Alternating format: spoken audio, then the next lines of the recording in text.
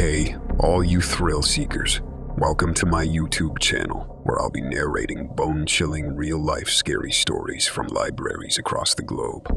If you're in for a frightful read, make sure you hit that subscribe button and give a thumbs up for your fear fix. Stay tuned and hold tight to your bookshelves as we unravel nightmarish tales that will send shivers down your spine. So, y'all ain't gonna believe this, but I gotta tell you what happened. I work at this old library, and sure, sometimes strange things happen, but nothing prepared me for this. One day, I was just doing my usual stuff, arranging books and helping out visitors. Then my best work buddy, I'll call him Jerry, asked me to help him move some stuff in the back, where not many people go. I thought, why not? It's not like there's too much going on today. We go down this long hallway, and there's this old door, all rusty and everything. Jerry reaches out and pulls on the door, but it's stuck. We both start pulling, and after a while, the door finally opens. Man, I should have turned and left right then. Behind the door, it's like a whole other library with dusty shelves and tons of old books. I ain't never seen this place before, and it kind of freaked me out. Jerry's all excited and just dives right in, looking at the books. Me, I stay by the door, feeling strange and all. I get this strong feeling that we shouldn't be there. But Jerry doesn't listen. He pulls out this book, real old, like it's about to fall apart. The cover has this weird, creepy drawing on it that gives me the shivers. He holds it like it's a treasure or something. I try to keep my distance, but curiosity gets the better of me. I glance over his shoulder as he opens the book, and the words, they're like nothing I've ever seen before. They looked like some creepy foreign language or something. I tell him to put it back, but he's not listening. He's absolutely mesmerized by it. Days go by, and I can't seem to stop thinking about that book. I notice that Jerry starts acting strange too. He gets real jumpy and ain't smiling much.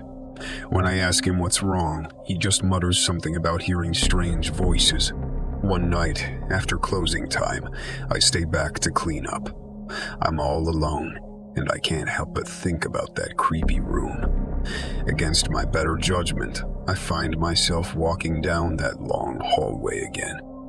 I open the door back to the hidden room and swallow my fear. I go straight for that creepy book Jerry was looking at. As I open it, I start to feel something like a cold breeze swirl around the room, making the pages of the other books flutter. Suddenly, a gust of wind knocks that creepy book right out of my hand. It falls to the floor with a loud thud. I'm so scared. My heart is pounding like crazy. Then I hear Jerry's voice, but he ain't there. I know the library is empty. The voice keeps whispering things I can't understand, and then I hear noises like scratching and clawing at the walls. My head's spinning, and I realize that whatever is in this room ain't something good. I grab the creepy book, and I run out to there as fast as I can. I find Jerry the next day, looking even more shaken than before, and tell him what happened. He just nods. We both know we made a big mistake, and we need to make it right. Together, Jerry and I move all those books back to the corner and stack up heavy crates in front of the door. We never speak of it again. Now, I don't know what was going on with that room or that book we found, but whatever it wasn't normal. I don't want to know what could have happened if we hadn't put everything back. But I'm just glad we managed to put it all away before something terrible happened. It's been a while now, and we still work at the library together. I don't know about Jerry, but every once in a while I still hear those strange whispers at the library. I know they're waiting for us to make another mistake, but I don't want to go back in there again, and I hope by sharing this, all will believe me, and we can keep this secret locked away where it belongs. So I work at this real fancy library, right? It's in a big old building, and we get all kinds of people coming in. But lately, we've had a whole lot more excitement than we were planning on. You see, we got this new sculpture. It's supposed to be some famous artist's work, and it sure looks fancy, with all kinds of strange shapes and shiny bits. Well, the day it was unveiled, everything went crazy. First off, it was like the weather knew there was something up. There was this weird storm, the likes of which we hadn't seen in a long time. It's like someone switched off the sun, and it was all dark, and the winds howled like they was trying to talk to us. Inside the library, though, we got even more troubles. Books started falling off the shelves, and sometimes they'd just fly across the room like somebody was throwing them. But there weren't any ghosts or nothing. I swear, I saw it happen with my own eyes. People got hurt too. We'd be walking along, minding our business, and suddenly somebody would trip over nothing, or something would fall from a shelf and hit them on the head. I saw one guy even get attacked by a pile of books. It was like they came to life or something. Now, I ain't got much knowledge of spooky stuff, but my friend Susan, she's an art curator at the library, and she's got a head full of fancy ideas. She came to me one day and said, "Something's not right with that sculpture. I don't know what it is yet, but something's off." So we set out to figure out where this sculpture came from and what it meant. We did all kinds of research, looking through old documents and talking to people who know about art. Sue even went to the artist's hometown and learned everything she could about their life and work. It took a long time, but eventually we put it all together. We found out that the artist had put a hidden message in the sculpture, a set of instructions that would either bring good luck or terrible misfortune. But there was a catch. It all depended on how the sculpture was treated. Now, this thing was big and heavy and kind of scary looking, so it had been mistreated from the moment it arrived. People bumped into it, messed with it, and even tried to move it on their own. They didn't know they were causing all this chaos. So Susan and I decided to fix it. We told everyone to stay away from the sculpture and respect it. We even put up velvet ropes like in a museum. And then Susan followed the hidden instructions. She said they were all weird, like rituals or something, but she didn't get too specific with me. But you know what? It worked. Slowly, things calmed down in the library. The weather went back to normal, and the books stopped trying to attack us. Nobody got hurt no more. Not that we could see.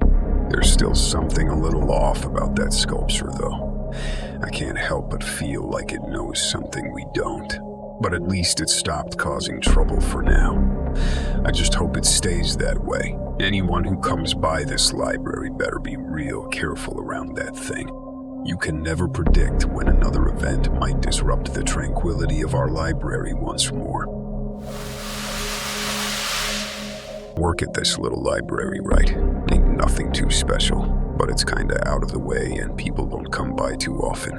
But something real strange started happening a while back, and I just had to share it. So I'm doing my usual thing. You know, cleaning up and helping the few folks that wander in. But then I start hearing these whispers. Now, I ain't one to eavesdrop, but these whispers is real weird. They ain't like any language I ever heard before, and they seem to be coming from the walls themselves. For a bit, I figure it's just some prank or something, but then I notice other people hearing them too. The regulars and staff start talking about it, and everybody gets all scared and jumpy. It's like these whispers are driving folks nuts, and ain't nobody know what to do about it. One day, this lady shows up, and I can tell there's something different about her. She got that look in her eye, like she knows things that most people don't.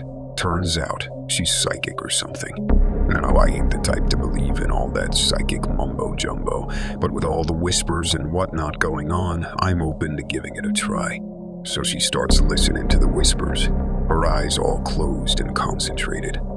I can tell it's getting to her too, but she don't back down. She tells me she might have figured something out, but needs to do more research before she can be sure. Anyway, a few days go by and she comes back in, this time with a whole lot of books and a plan to fix the situation. She says she found out that there's some sort of telepathic source behind these whispers. I gotta admit, it sounds like something out of a story, but I ain't got no other ideas, so I go along with it. She starts setting up these weird crystals all around the library and says that they'll help draw out the telepathic energy. Together, we stay in the library after it closes, waiting to confront this telepathic person or whatever they are. It's tense, and those whispers seem even louder than before, like they know we're coming for them. That's when the psychic lady starts doing her thing, concentrating real hard and talking to the telepath in her mind or something. I can't hear what they're saying, but it's like watching an intense conversation play out. Finally, the whispers stop, just like that. It's like they were never there in the first place. The psychic lady looks like she's about to pass out, but she smiles and says it's all taken care of, and she manages to free the telepathic source from the library walls. She explains that the trapped telepath had become overwhelmed by their own power, but they've now found peace and have moved on. Now I can't say I understand everything that went down, but I gotta admit, I'm just glad them creepy whispers is gone. It's been quiet at the library ever since, and the small handful of patrons and staff who do come in seem much more relaxed now. As for the psychic lady, she moved on to help others like she helped us, but I'll never forget how she brought peace back to our little library. Besides, she offers to help us for free, and who can pass up a deal like that? Ain't no ghost or demon or nothing. Just a person who got lost in their own power and ended up trapped in the library walls. We're exploring new ways to tell these eerie narratives, and we'd love to get your feedback. So if you enjoyed it, please like, subscribe, and share your thoughts in the comments.